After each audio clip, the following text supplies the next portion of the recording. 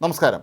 ഗാസയിലെ ജനങ്ങളെ ഇസ്രായേൽ പട്ടിണിക്കിടുകയാണ് എന്ന ആരോപണവുമായി ചില സന്നദ്ധ സംഘടനകൾ രംഗത്തെത്തി. അവർ പറയുന്നത് കഴിഞ്ഞ 24 മണിക്കൂറിനുള്ളിൽ 10 പേർ പോഷകാഹാരക്കുറവ് മൂലം മരിച്ചു എന്നാണ്. നിരന്തരമായി ഇവിടേക്ക് ഭക്ഷ്യവസ്തുക്കൾ എത്തിക്കുന്നത് ഇസ്രായേൽ തടയുകയാണ് എന്നാണ് ഈ സംഘടനകൾ ആരോപിക്കുന്നത്. മനുഷ്യാവകാശ സംഘടനകൾ ഉൾപ്പെടെ നിരവധി പ്രസ്ഥാനങ്ങളാണ് ഇപ്പോൾ ഐക്യരാഷ്ട്ര സഭയ്ക്ക് ഇത് സംബന്ധിച്ചൊരു കത്ത് നൽകിയിരിക്കുന്നത്. അവർ പറയുന്നത് ഗാസയിലെ ജനങ്ങളെ പട്ടിണിക്കിട്ട് കൊല്ലാൻ തന്നെയാണ് ഇസ്രായേൽ ഇപ്പോൾ ശ്രമിക്കുന്നത് എന്നാണ്. ഇവിടേക്ക് കടന്നു വരേണ്ട അവശ്യവസ്തുക്കളും വഹിച്ചിട്ടുള്ള വാഹനങ്ങളെല്ലാം തന്നെ ഇസ്രായേൽ തടയുകയാണ് എന്നാണ് അവർ ആരോപിക്കുന്നത്. ശരാശരി 70 ട്രക്കുകളെങ്കിലും ഗാസയിലേക്ക് വന്നാൽ മാത്രമേ ഇവിടെയുള്ള മനുഷ്യർക്ക് ഭക്ഷണം കഴിക്കാൻ കഴിയുകയുള്ളൂ എന്നും, എന്നാൽ 30-ൽ താഴെ ട്രക്കുകൾ മാത്രമാണ് ഇവർ ഇപ്പോൾ അനുവദിക്കുന്നത് എന്നുമാണ് ഈ സംഘടനകൾ ആരോപിക്കുന്നത്. എന്നാൽ ഇസ്രായേൽ ആകട്ടെ ഈ ആരോപണങ്ങളെല്ലാം തന്നെ നിഷേധിച്ചിരിക്കുകയാണ്. ഇസ്രായേൽ പറയുന്നത് ഈ സംഘടനകളെല്ലാം തന്നെ, ഈ സന്നദ്ധ സംഘടനകളെല്ലാം തന്നെ ഹമാസിൻ്റെ അനുകൂലികളാണ് എന്നാണ്. അതുകൊണ്ട് തങ്ങളെക്കുറിച്ചുള്ള വ്യാജ ആരോപണങ്ങളാണ് ഇവർ ഉന്നയിക്കുന്നത് എന്നാണ്. ഇപ്പോൾ തന്നെ ഏതാണ്ട് 700ഓളം ട്രക്കുകൾ ഗാസയിലേക്കുള്ള പ്രവേശനം കാത്തു കിടക്കുകയാണ്. ഇവരിൽ നിന്ന് ഐക്യരാഷ്ട്രസഭ ഉദ്യോഗസ്ഥന്മാർ ഭക്ഷ്യവസ്തുക്കളും മരുന്നുമൊക്കെ തന്നെ ശേഖരിക്കേണ്ടതാണ് എന്നാണ് അവർ പറയുന്നത്. ഇക്കാര്യത്തിൽ എല്ലാവരും അലംഭാവം കാട്ടുന്നു എന്ന രീതിയിലാണ് ഇപ്പോൾ ഇസ്രായേൽ നിലപാട് വ്യക്തമാക്കിയിരിക്കുന്നത്. എന്നാൽ അതിനിടയിലുണ്ടായ ഒരു ദാരുണ സംഭവം ഇപ്പോൾ ഇസ്രായേലിനെ പ്രതിക്കൂട്ടിൽ നിർത്തുന്ന അവസ്ഥയിലേക്ക് എത്തിയിരിക്കുകയാണ്. കഴിഞ്ഞ ഞായറാഴ്ച ഭക്ഷണത്തിന് ക്യൂ എന്നവർക്ക് നേരെ ഇസ്രായേൽ സൈന്യം നടത്തിയ വെടിവെപ്പിൽ ഏതാണ്ട് 78 പേരാണ് കൊല്ലപ്പെട്ടത്. ഇവരിൽ സ്ത്രീകളും കുട്ടികളും എല്ലാം ഉൾപ്പെടുന്നുണ്ട്.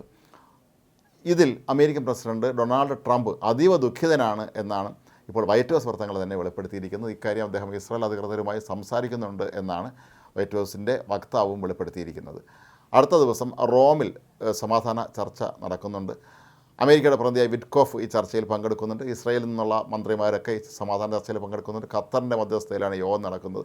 പക്ഷേ ഈ യോഗത്തിലും ഒരു അന്തിമ തീരുമാനമുണ്ടാകുമോ എന്ന കാര്യത്തിൽ ആർക്കും യാതൊരു ഉറപ്പുമില്ല. ഇതിൻ്റെ പ്രധാന കാരണങ്ങളിലൊന്ന് ഹമാസ് അവരുടെ കടുംപിടുത്തം തുടരുന്നത് തന്നെയാണ്.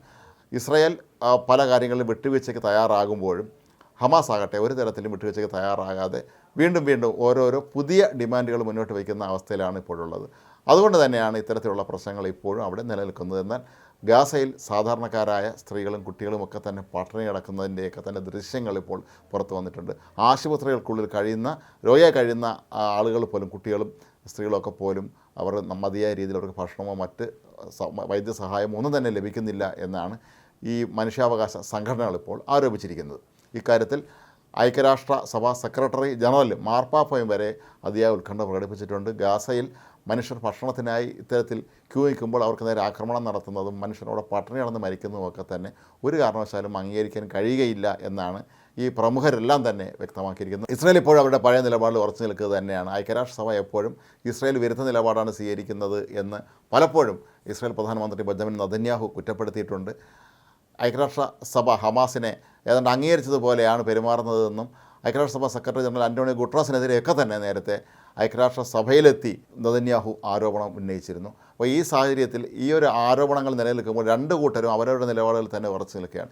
ഇസ്രായേൽ ആളുകളെ പട്ടിണിക്കിട്ട് കൊല്ലുകയാണെന്ന് ഈ ഹമാസ് അനുകൂലികളെന്ന് പറയപ്പെടുന്ന ഈ മനുഷ്യാവകാശ സംഘടനകളും, എന്നാൽ അങ്ങനെ അല്ല, തങ്ങൾ എല്ലാ കാര്യങ്ങളും അവർ കൃത്യമായി ചെയ്യുന്നുണ്ടെന്നും ഉപരോധം പൂർണ്ണമായി പിൻവലിച്ചതിന് ശേഷം എല്ലാ ട്രക്കുകളെയും ഗാസയിലേക്ക് കടത്തിവിടുന്നു എന്നുമാണ് ഇസ്രായേൽ ചൂണ്ടിക്കാട്ടുന്നത്. ഏതായാലും വരും ദിവസങ്ങളിൽ അമേരിക്ക കൂടി ഇക്കാര്യത്തിൽ ഇടപെടുന്നതോടെ ഇതിനൊരു തീരുമാനമാകും എന്ന് തന്നെ നമുക്ക് കരുതാം.